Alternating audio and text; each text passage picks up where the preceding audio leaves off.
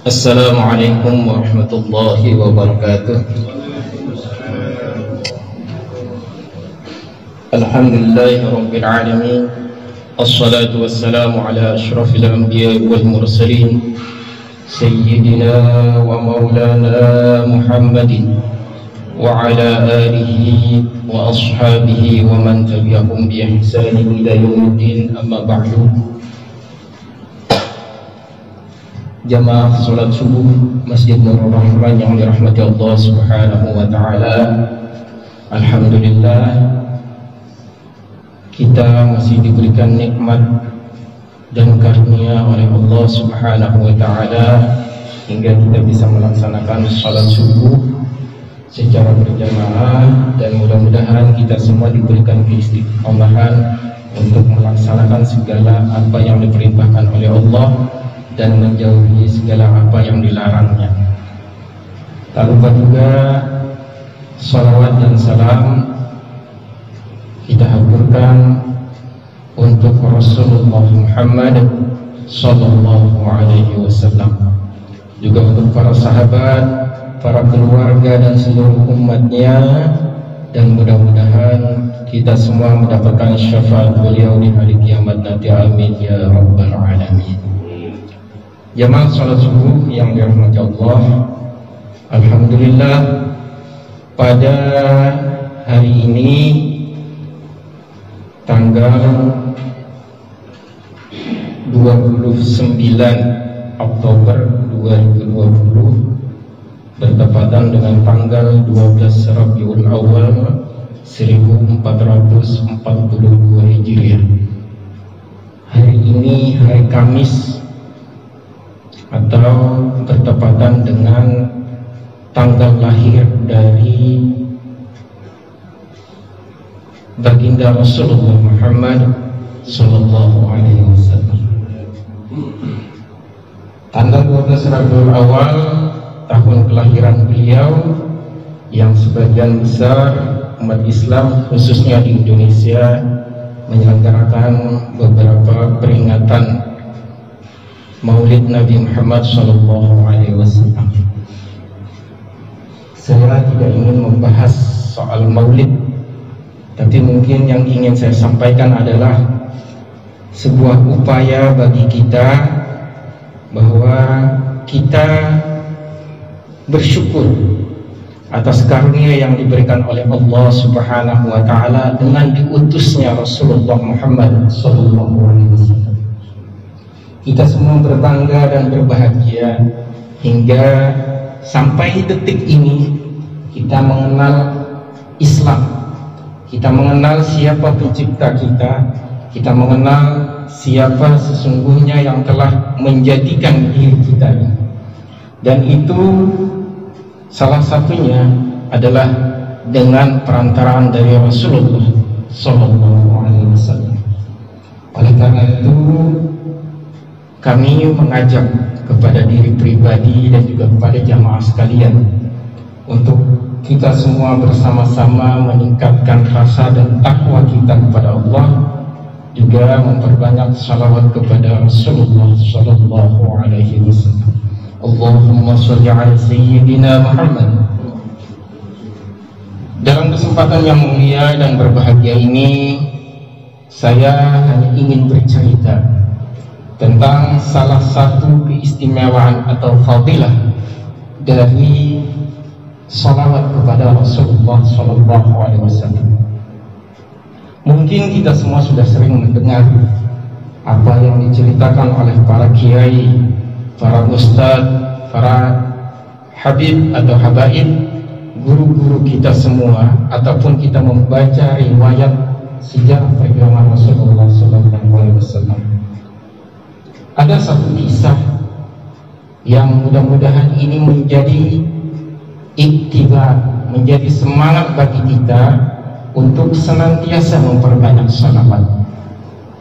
Di dalam hadis Rasulullah sallallahu alaihi wasallam, "Man shalla 'alaihi salatan sallallahu alaihi bihi asyara." Barang siapa yang bersalawat kepadaku sebanyak 10 kali, atau berselawat sebanyak 1 kali, maka Allah Subhanahu wa ta'ala akan berselawat untuknya, untuk yang membaca salawat itu sebanyak 10 kali. Ini hadis dari Rasulullah SAW. Karena itu kita banyak mendengar para guru-guru kita, para kiai, para ulama yang begitu istiqomah mereka mengamalkan salawat kepada Rasulullah. Ada satu kisah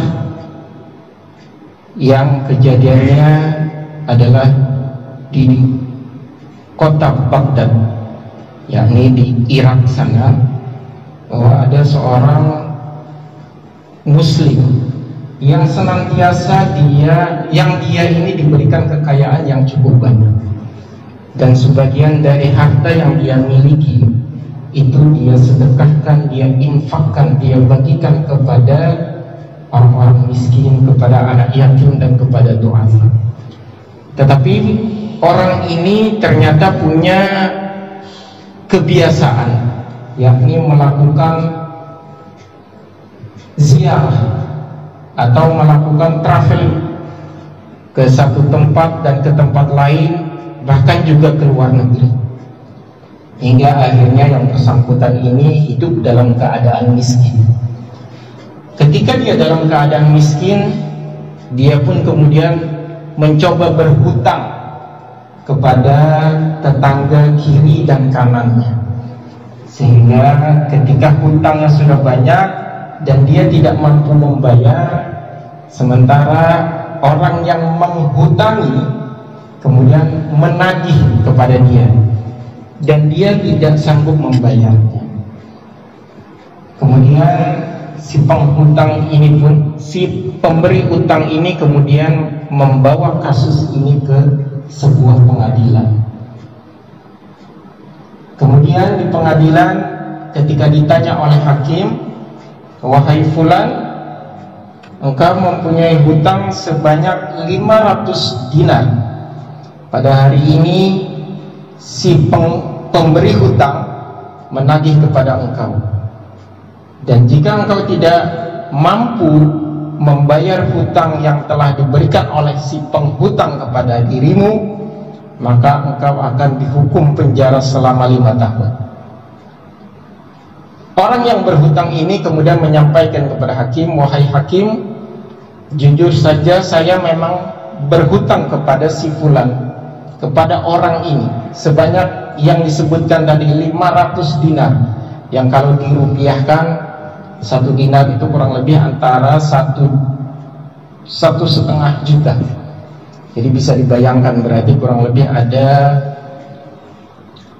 sekitar 750 miliar, ya, 750 jutaan. Jadi cukup besar.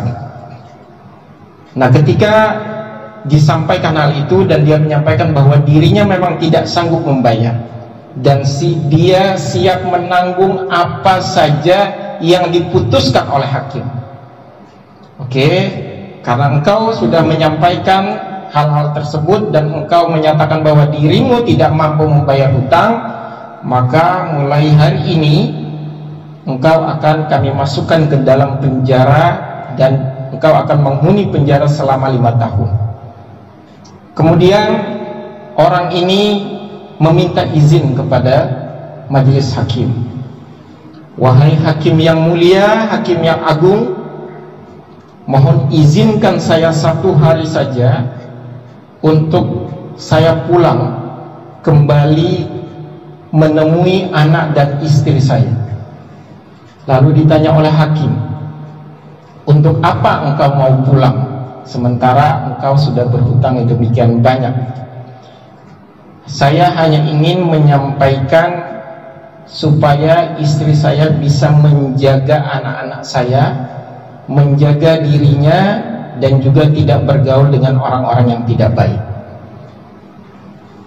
Lalu ditanya lagi oleh hakim, "Wahai fulan, lalu siapa yang akan memberikan jaminan kepada engkau bahwa engkau tidak akan melarikan diri dari kasus ini?" Maka dia dengan refleks dia menjawab bahwa yang akan menjamin dirinya adalah Rasulullah Sallallahu Alaihi Wasallam. Hakim terkejut, para pendengar atau hadirin di tempat pengadilan kemudian juga terkejut mendengar pernyataan di si fulan ini.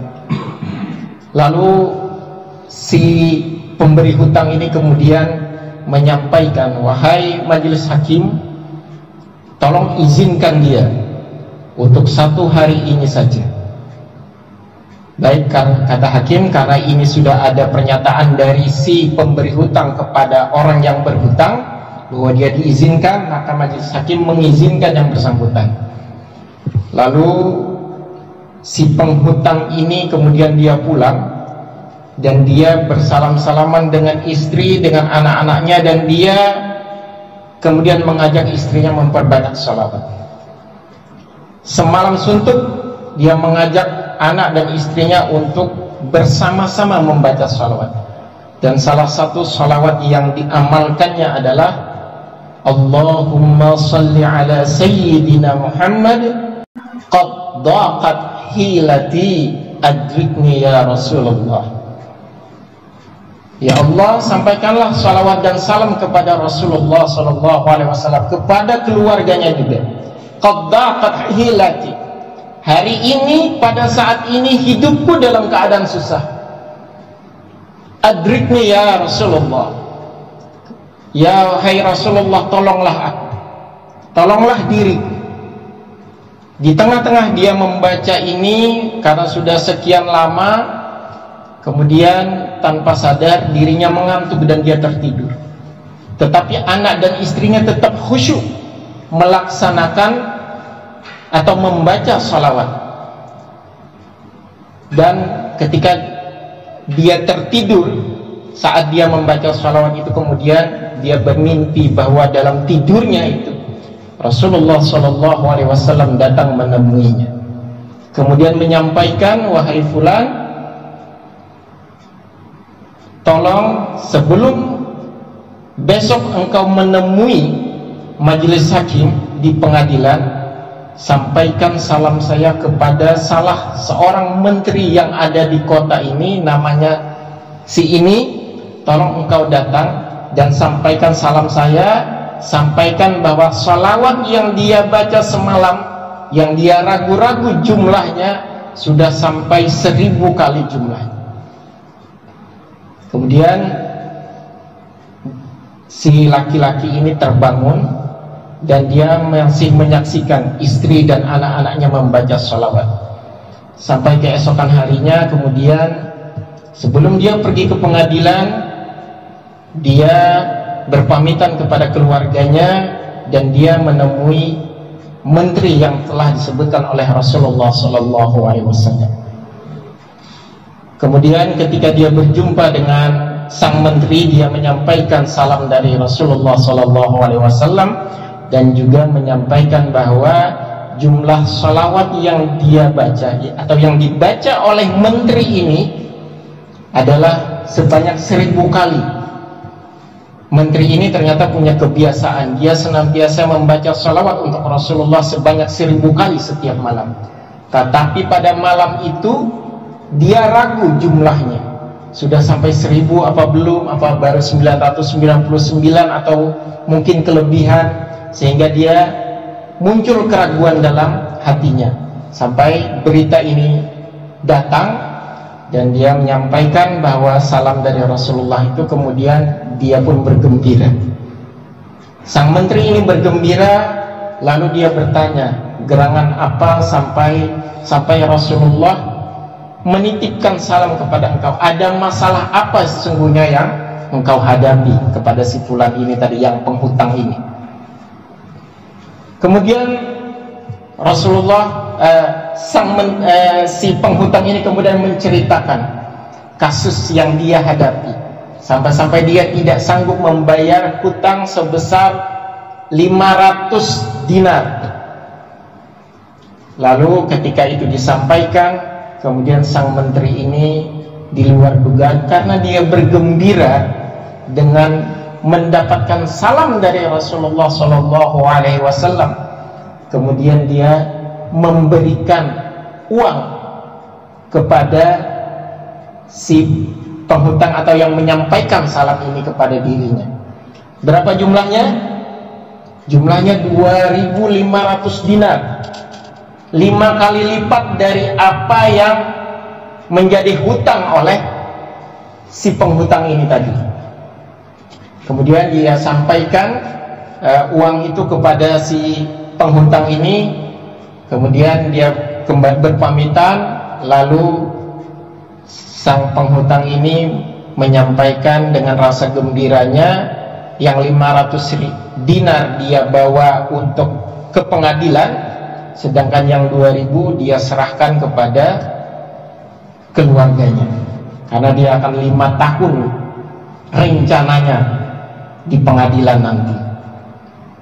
Kemudian begitu sampai di pengadilan, hadirin juga sudah banyak menantikan keputusan dari hakim untuk menghukum orang yang berhutang ini. Dan di saat yang bersamaan, si penuntut tadi yang memberi hutang ini juga hadir, dan kemudian dia menyampaikan kepada majelis hakim, "Wahai hakim, pada hari ini saya ingin mencabut gugatan saya kepada si fulan." Ditanya oleh hakim, "Apa masalahnya sehingga engkau mencabut tuntutanmu kepada orang yang engkau berikan hutang?" Kemudian dia bercerita bahwa tadi malam dirinya telah bermimpi bertemu dengan Rasulullah SAW, dan Rasulullah menyampaikan supaya yang bersangkutan mencabut gugatannya dan membebaskan hutang dari saudaranya yang berhutang kepada dirinya itu. Karena dia merasakan hal itu, lalu dia menyampaikan kepada majelis hakim. Hakim kemudian memutuskan bahwa karena gugatan sudah dicabut, maka dakwaan kepada si fulan, orang yang berhutang ini, kemudian juga dicabut. Apa yang didapat? Si pemberi hutang bahagia dengan berjumpa dengan Rasulullah SAW. Yang berhutang, dia juga bergembira. Pertama, dia telah berjumpa dengan Rasulullah, dia menyampaikan salam Rasulullah kepada orang yang ditujukan kepada sang menteri, dan dia mendapatkan uang sebanyak 2.500 dinar. Ini adalah salah satu contoh betapa luar biasanya sholawat yang diamalkan oleh seseorang. Ada sholawat yang langsung dicontohkan oleh Rasulullah, Allahumma salli ala Muhammad, tanpa sayyidina. Kemudian ada juga orang yang membacakan Allahumma salli ala sayyidina Muhammad. Lalu ada juga sholawat yang lainnya yang dibuat oleh orang-orang yang begitu cinta kepada Rasulullah SAW. Misalnya sholawat berjanji, Al-Habsyi, atau Sintud Dora, atau Burdah, karyanya Imam Al-Bushiri. Banyak hal, banyak keutamaan, banyak keistimewaan dari sholawat yang kita lakukan. Bukan saja kita yang diperintahkan oleh Allah Subhanahu wa Ta'ala, Allah dan malaikatnya saja bersolawat untuk Rasulullah SAW. Dan kita sebagai umatnya tentu juga sudah seharusnya kita memperbanyak salawat kepada Rasulullah SAW. Tujuannya salah satunya agar kita semua hidupnya diberikan kemudahan dan kita mendapatkan syafaat dari Rasulullah SAW di yaumil qiyamah nanti. Allahu a'lam bishawab. Mudah-mudahan ini bermanfaat. Yang benar adalah dari Allah, yang salah adalah dari saya pribadi. Sekali lagi mohon maaf. Walahu minkum. Assalamualaikum warahmatullahi wabarakatuh. Al-Fatihah. A'udzu billahi minasyaitonir rajim. Bismillahirrahmanirrahim.